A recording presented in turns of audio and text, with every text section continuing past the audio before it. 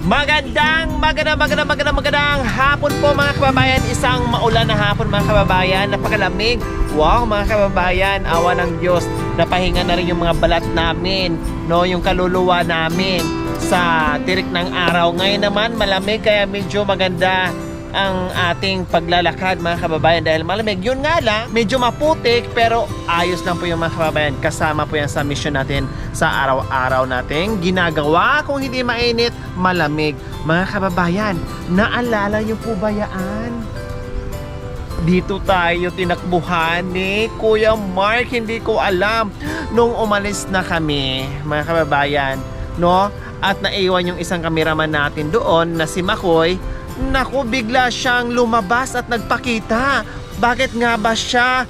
Tinakasan tayo. Yun pala nagtago doon sa loob ng bahay na hindi natin alam. Ngayon, babalikan natin, titinan natin mga kababayan kung haharapin tayo ni Kuya Mark.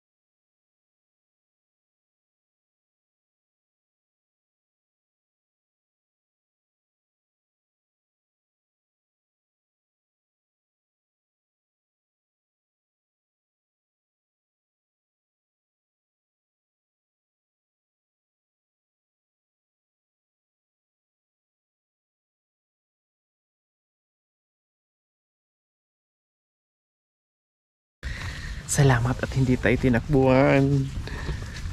Hi! Magandang hapon! Nandyan ba si Mark? Nandito, nagigis-gis ay palaging ginagawa. Tingnan na nandito, humanda to. Paluin ko talaga to. Bakit tinakbuhan ako nung nakaraan? Natakot daw, baka huli nyo eh. Kakagaya ng sasakyan, kaya takot na takot. Ay sabi, Hi Mark! Good afternoon! sabi sa akin, Papa, sabi, bakit? Yung tao doon, bakit sakay ko sa sakit? Takbo na ako, sabi, takot na ako eh. So, Ayan mga kababayan, magandang tanghali po ay magandang hapon po sa ating lahat. Mabuti at nandito si Mark. Hindi tayo tinakbuhan. Hindi rin siya makatakbo kasi umulan at maputik, madudulas siya. Kaya naano natin ngayon, nahuli. O ito yung sinasabi ko mga kababayan, na gayat-gayatin. Ayan po ginagawa nila ni Mark.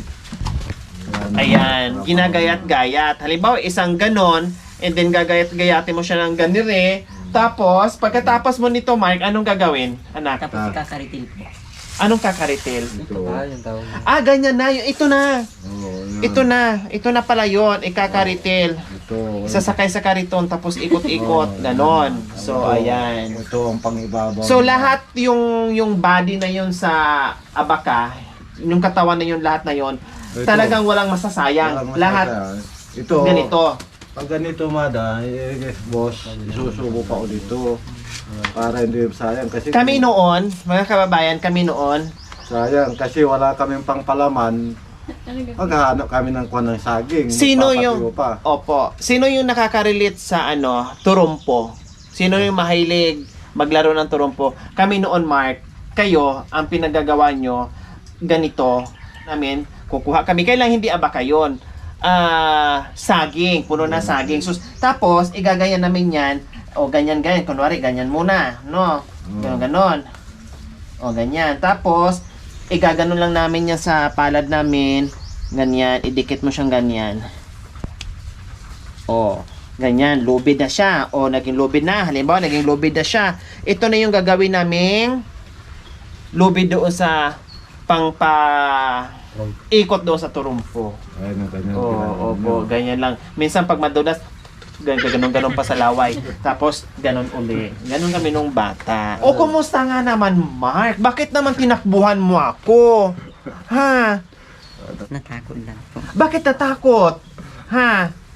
Di ba sabi ko sa'yo, samahan mo kami sa bahay mo. Sabi mo, sige, tara na.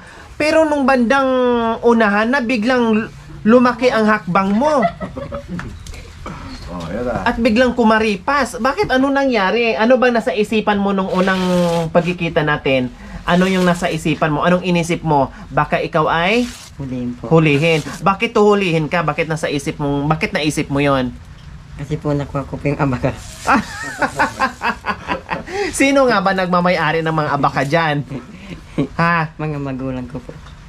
Sila din ni Mama. O bakit naman huhulihin ka namin?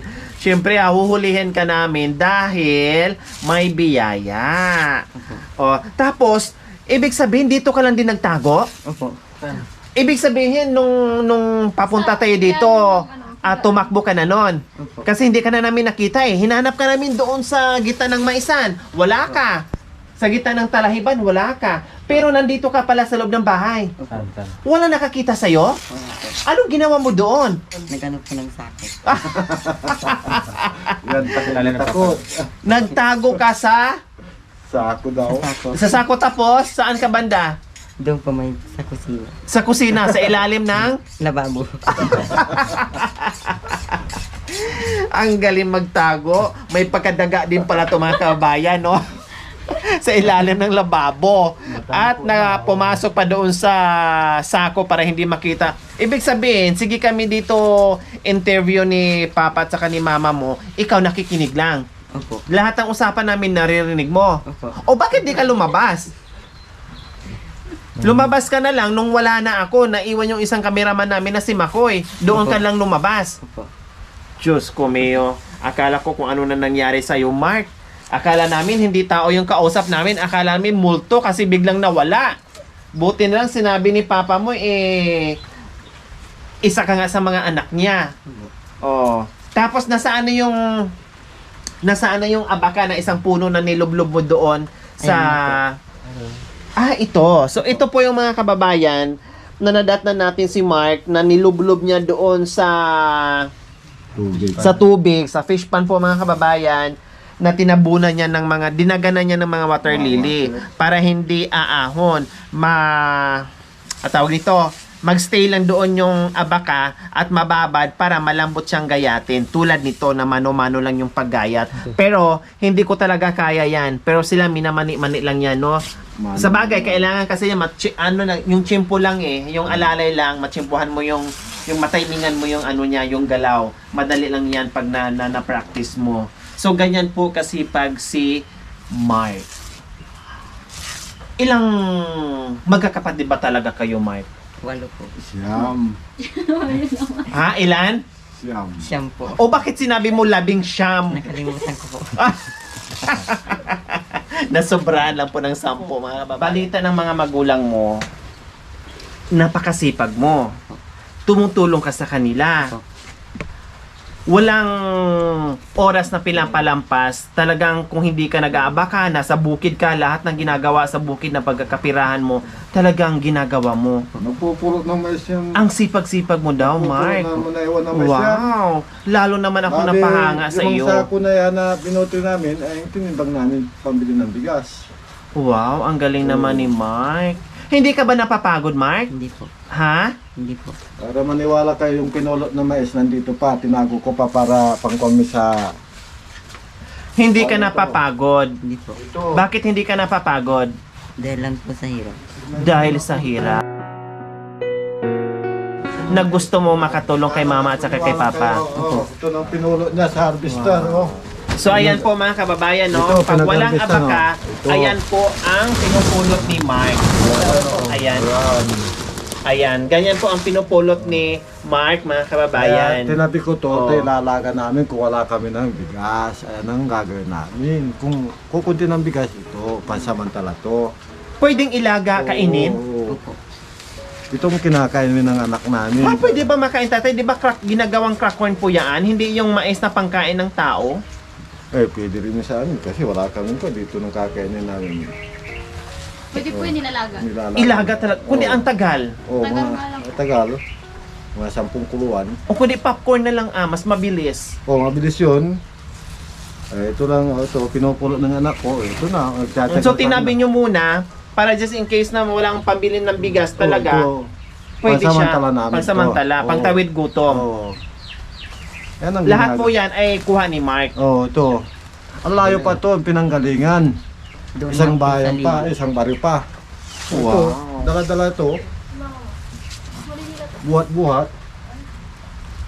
Ang galing. Yan po mga kababayan, no.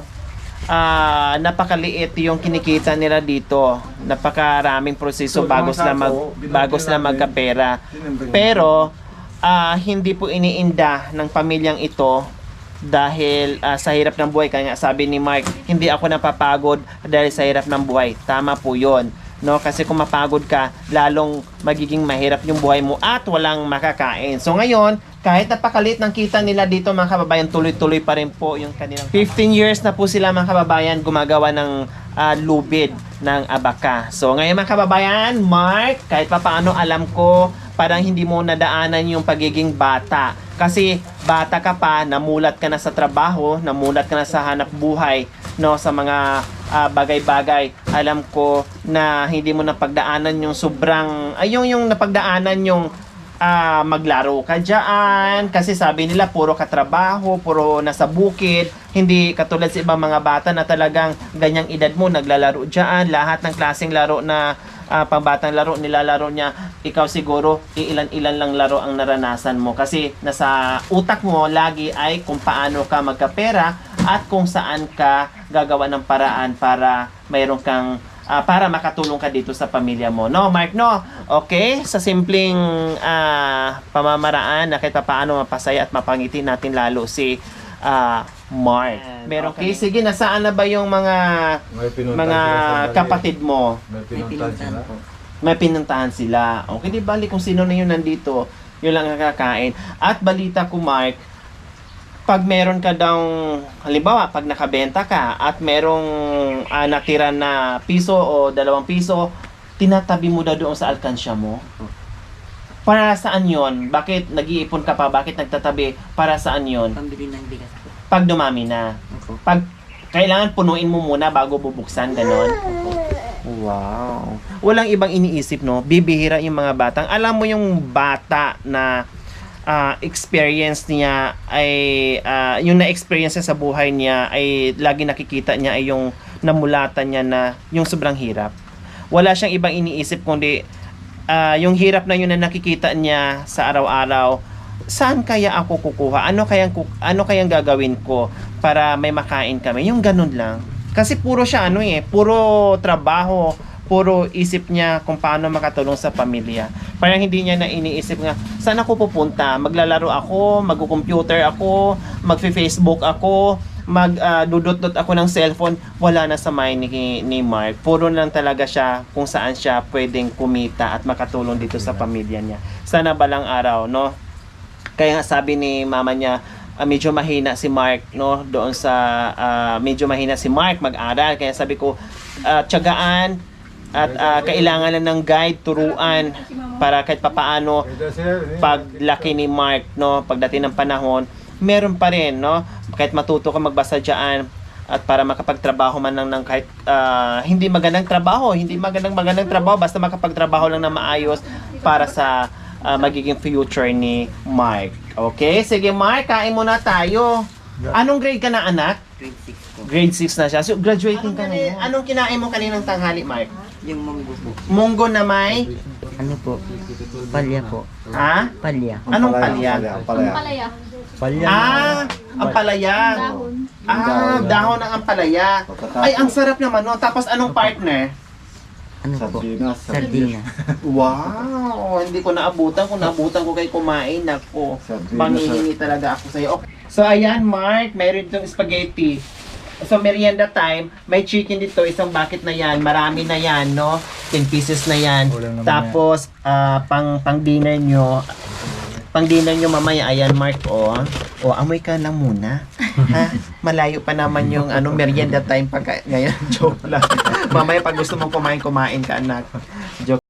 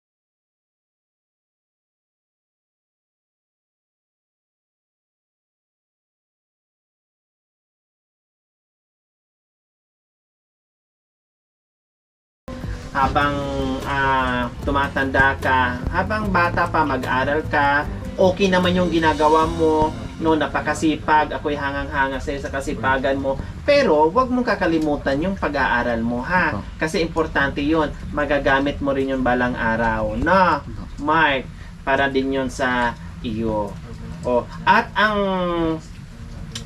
sabi pa ni Papa at ni Mama mo, no, talagang lahat ng kinikita mo ay binibigay mo sa kanila. Sapat na sa iyo, matirahan ka ng piso o 2 piso, 3 piso, barya-barya, sapat na sa iyo. At hinuhulog mo pa daw sa alkansya mo.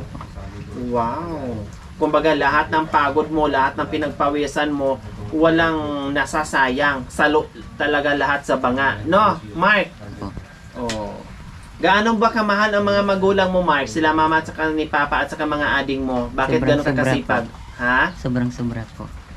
Wow. Tatay, ano naman sa pakiramdam, tatay, na narinig mo na sobra-sobra ang pagmamahal ni Mark sa inyo? Yung ako, kung ganyan ang ugali sa akin, talagang masaya ako dahil sila ay purtis ng buhay ko sila. Kung wala sila, wala akong kasayaan, kung wala akong mga anak. Kasi tumatanda kami na mag-asawa, kung wala kayo pang anak, wala nang mag-aalaga sa amin kung matanda na kami dalawa. Ayan. Mabuti nagkaanak kami ng ganyan sila. Kahit mahina ng utak, anak ko pa rin yan. Opo. Hindi ko tinatagol kasi anak ko pa rin. Ayan. Siyempre, Anak, ganyan ang ugali ng kon mo, o magsikap ka mabuti. mag-aral din, Oo. huwag kalimutan. Para kung matanda na ako, wala na ako, para Marunong. hindi ka kawawa. Paano, Tama. siyam kayo magkakapatid. Halimbawa yung mga ate mo, mag-asawa na sila, tinulang mo to, may anak na, para hindi ka nakawawa naman, anak.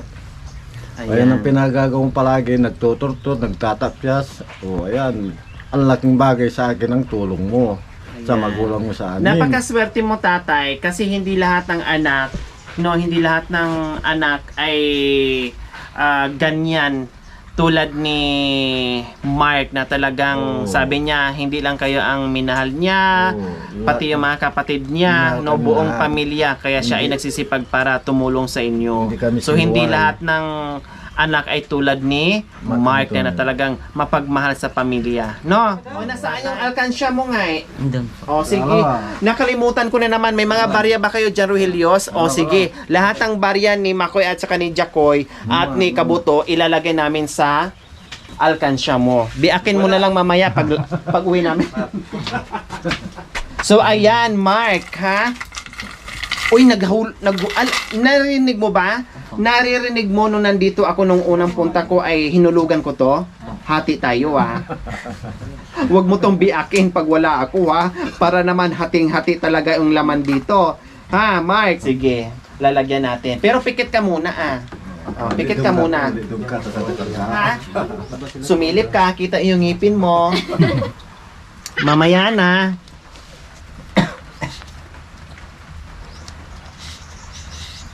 Oh.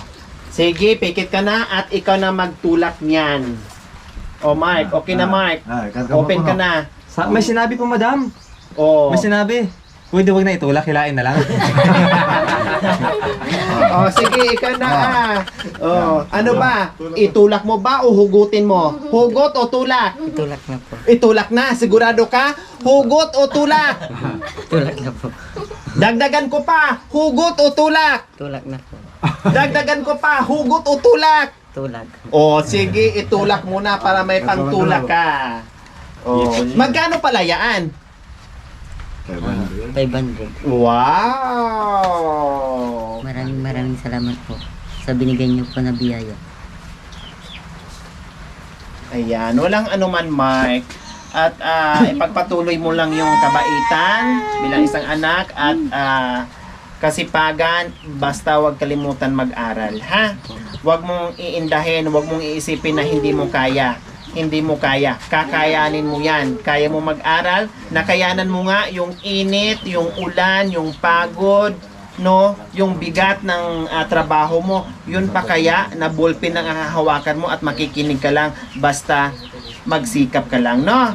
Okay, sige. So mga kababayan, maraming salamat po muli dahil dito sa Abaca kami ay nagkakilala ni Mark, no? Dito yung buhay nila. Dito yung buhay ni Mark kung saan ay napakasipag na bata at walang ibang iniisip kundi tumulong sa pamilya. Ako'y napahanga. Maraming salamat po muli sa aking mga subscribers, followers, YouTube members, no, viewers, commentator, lahat po. No, maraming salamat po sa walang sawang pagmamahal. Ngayon po mga kababayan, meron na naman tayong napasaya na tulad ni Mark na napakasipag at napakabait na bata. Nawa ay marami pa tayong matulungan. Nawa ay bigyan pa tayo ng maraming biyaya. Nawa ay hahaba pa ang buhay natin. Nawa ay bigyan pa tayo ng kalakasan ng katawan sa araw-araw upang sa ganun marami pa tayong makikita, no? Marami pa tayong mapuntuhan at marami pa tayong mabigyan ng bagong pag-asa na tulad ni Mark. Maraming salamat po sa inyo. So mga kababayan, huwag niyo pong kalimutan paki-share at subscribe sa aking YouTube channel, Lori Aquino Trita. Maraming salamat po. God bless us all. Bye! Mark, meron akong regalo sa'yo, necktie. Ayan.